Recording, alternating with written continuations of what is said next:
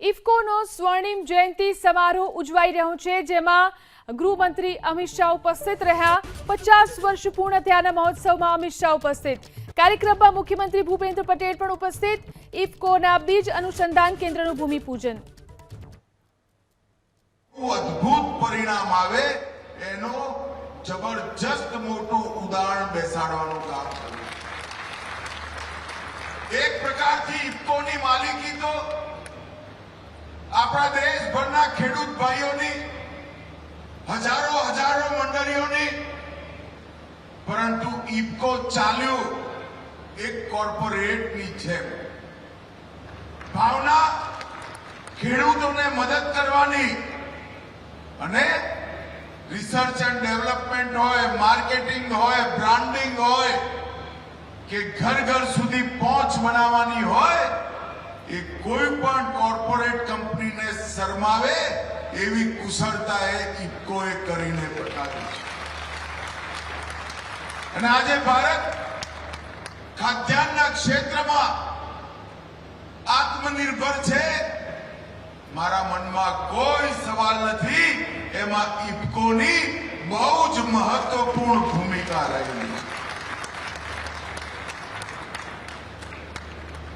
ઇફકોએ ખેડૂતોને ફર્ટિલાઇઝર સાથે જોડ્યા અને ફર્ટિલાઇઝરને કોઓપરેટિવ જોડે જોડવાનું કામ ઇફકોએ કર્યું અને એના કારણે આજ 50 વર્ષની ગૌરવપૂર્ણ યાત્રા પૂરી કરી ઇફકો અહીંયા ગૌરવ સાથે ઉભું છે। મને વિશ્વાસ છે જ્યારે ઇફકોની શતાબ્દી મનાવાશે ત્યારે દુનિયાભરની સહકારી સંસ્થાઓમાં ઇફકોનો ડંકો આજની જેમ જ વાગતો હશે। ઇફકોએ અનેક પ્રકારના રિસર્ચ એન્ડ ડેવલપમેન્ટના પણ કામ કર્યા। જ્યારે ઇફકોના આ કલોલ કારખાનાનું ભૂમિપૂજન થયું એ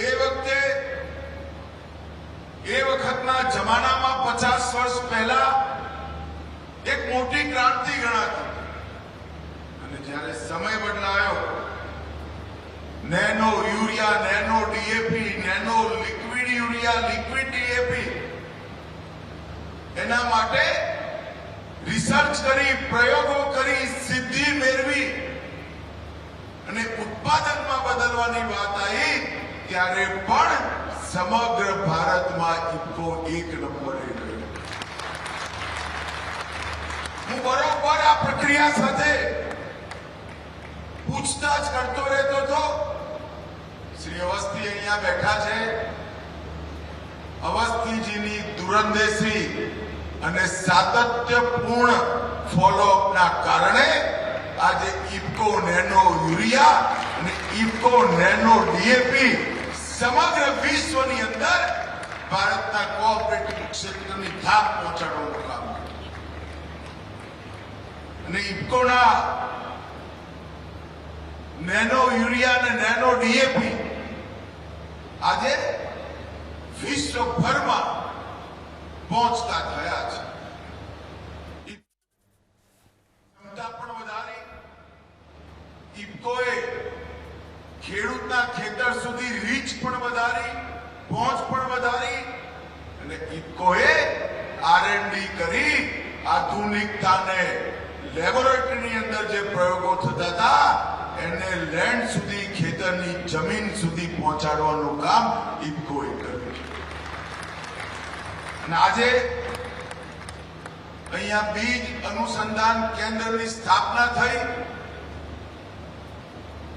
મિત્રો, નરેન્દ્ર મોદીજીએ સમાજ જીવનના દરેક ક્ષેત્રની અંદર નવી શરૂઆતો, આપણે સૌ કોઓપરેટિવ સાથે જોડાયેલા કાર્યકર્તાઓ છે। 75 વર્ષથી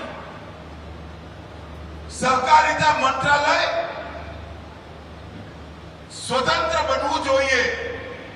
દેશની આવડી મોટી કોઓપરેટિવ અણિયાતી પડી હતી એને સ્ટ્રક્ચર કરવાનું, એનો આવતા વર્ષોનો વિકાસનો કાર્યક્રમ બનાવવાનો, એનું પોષણ કરવાનું. કોર્પોરેટના જમાનામાં કોઓપરેટિવને અન્યાય થતો હોય તો એની સામે અવાજ ઉઠાવી અન્યાય સમાપ્ત કરવાનો. જ્યાં સુધી મંત્રાલય ના થાય સંભવ જ ના. કોઈ નતું સાંભળતું ભાઈ.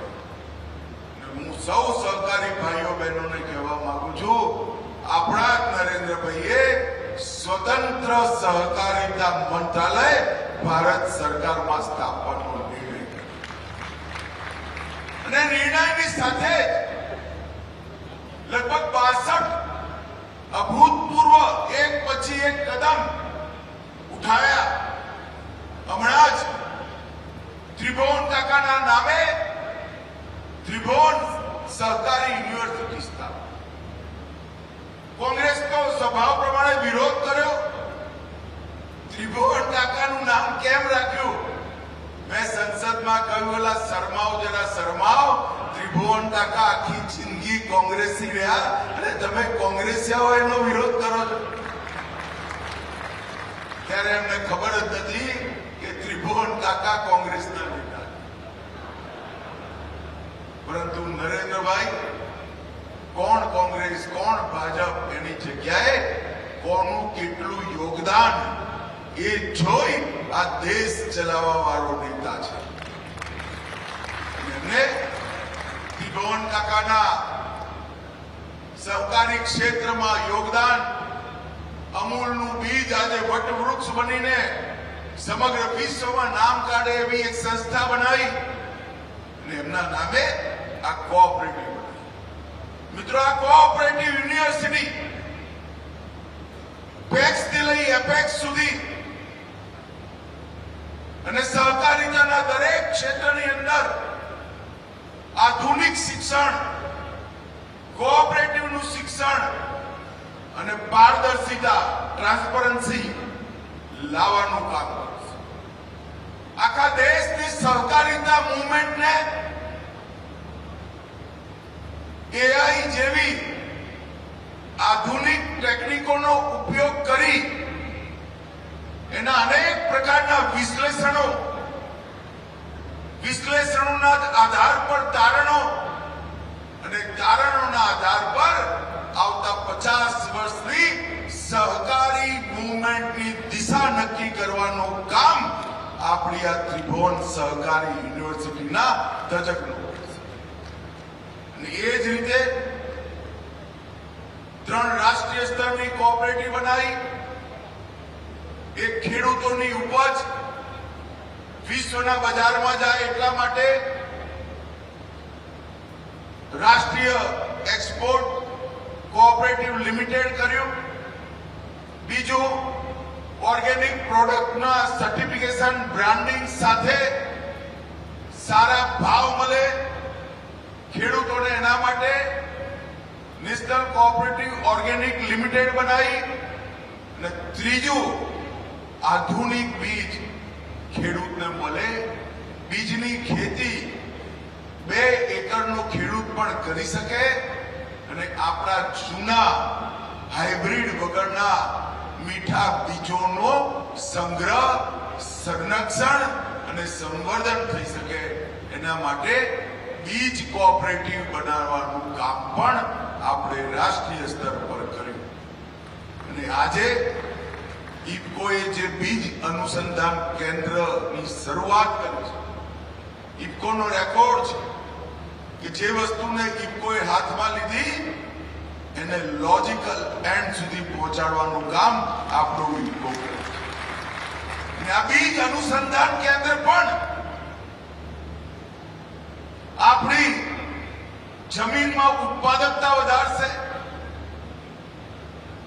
ઉત્પાદનને પોષણયુક્ત બનાવશે, ઓછું પાણી, ઓછું ખાતર વપરાય એવા બીજોનું સંશોધન કરશે અને આપણા બધા જ પ્રકારના જૂના બીજો જે વર્ષોથી, હજારો વર્ષથી આપણી ખેતીમાં સચવાયેલા છે એ બધા બીજોની જાતોને સાચવવાનું કામ પણ